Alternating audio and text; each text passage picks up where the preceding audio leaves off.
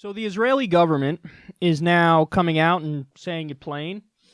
Haaretz reports here, breaking, Netanyahu says he will begin annexing the West Bank if re-elected prime minister.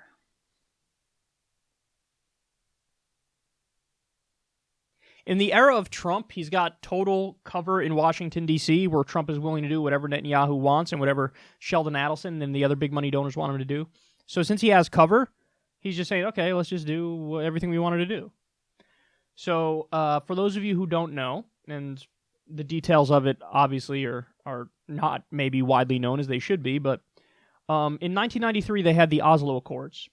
You know, the attempt at a peace agreement between the Israelis and the Palestinians. And the Palestinian Authority controls 11% of the West Bank, and that's what's called Area A. Now, of course, that's subject to standard, regular, run-of-the-mill Israeli incursions, because that's what they've been doing, and we know that that's what they've been doing, and it's maddening, but that's what's been going on. Then there's also Area B, which makes up approximately 28% of the West Bank, and that is basically run by both Israel and Palestine. So it's under Palestinian civil control and also Israeli military control, so semi-occupation going on there as well. And then Area C is approximately 61% of the West Bank, and that's under full Israeli control. 61% under full Israeli control, even though, according to 164 nations, they say this is illegally occupied territory. So it's Palestinian land illegally occupied by Israel. That's the situation. Now, Israel goes, no, we say it's ours.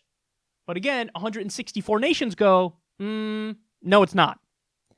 Now, beyond that, the International Court of Justice has also ruled it's an illegal occupation. And now, Netanyahu is saying, I'm just going to annex it. I'm going to annex the West Bank if re-elected prime minister. I'm just going to take it. This is like what Trump did with the Golan Heights not too long ago. He said, I'm now declaring it is Israel's. Nobody asked you. What are you talking about? It's not your decision to make. What, are you fucking emperor? You go, I henceforth declare that the Golan Heights is now Israel's.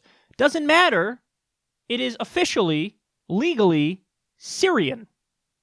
You don't get, I'm just going to say it's Israel's. Really what this means is, hey, listen, we got the biggest military in the world. We prop up Israel's military, so they're massively powerful as well. We're just going to say, okay, you disagree? Do something about it. And then if they ever were to do something about it, if Syria were to ever do something about it and say, no, this is our land, and they fight back, guarantee you the media in this country and the Israeli government and the U.S. government would immediately play the victim. Oh, we're under attack from Syria. You just said you're going to fucking take the Golan Heights, which is their territory. You just said it, and they're fighting back. That's defensive. Oh, no, it's not. Whenever we declare we get something, that's the end of the conversation. It's so, again, it's so disingenuous. All these arguments are so disingenuous. And then they have the nerve to turn around. Some people will literally argue there's no occupation. What? What are you talking about? Some people will argue it's not an apartheid-like state, when the whole idea would be, hey, certain people can vote here, other people can't vote, but we're under control. What the fuck would you call that then?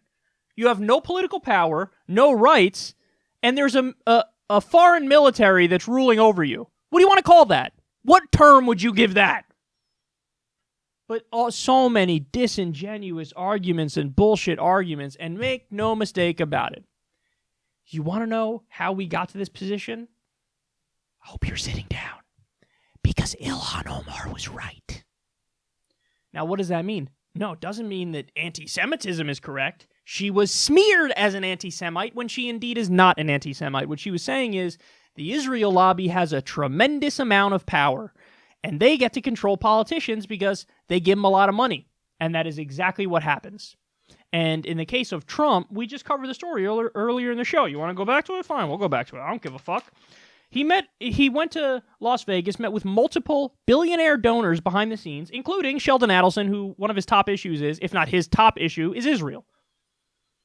So he meets with these billionaires. They promise to fund his campaign and the campaigns of other Republicans, and it's a quid pro quo. And the reaction is, so what do you want for this? What do you want for the millions of dollars that you're going to give us to run our campaign so that we win and we get to run the country? What do you want for it? Oh, you want us to look the other way and let Israel do whatever the fuck they want to do and continue to occupy the Palestinians and jack Syrian territory and continue to expand and do illegal occupations under international law? Fine. Think Trump gives a fuck? You think Trump has a moral objection to this shit? Are you fucking kidding me? So he meets with billionaires who promise to give him a tremendous amount of money and his party a tremendous amount of money. Then he does favors for them. And Ilhan Omar is the problem for pointing that out? Please. Please. And you wonder why people don't trust the media and why people end up watching YouTube shows like this. Because we tell the truth. We're not going to walk on eggshells. We tell the truth. And the truth is, this is a violent, vicious apartheid government doing illegal occupation, and it's long past time not just to force them to make a deal with the Palestinians. I would cut off all aid to Israel until they start doing the right thing. That's $38 billion. That's what that is. And you can cry, and you can scream, and you can call me an anti-Semite even though I know that's not true, and everybody knows that's not true. You can say whatever the fuck you want to say. But we'll do the right thing. Because it takes moral courage to do the right thing, even though you'll be smeared relentlessly and viciously. And unfortunately, no candidate will do that. And it's depressing.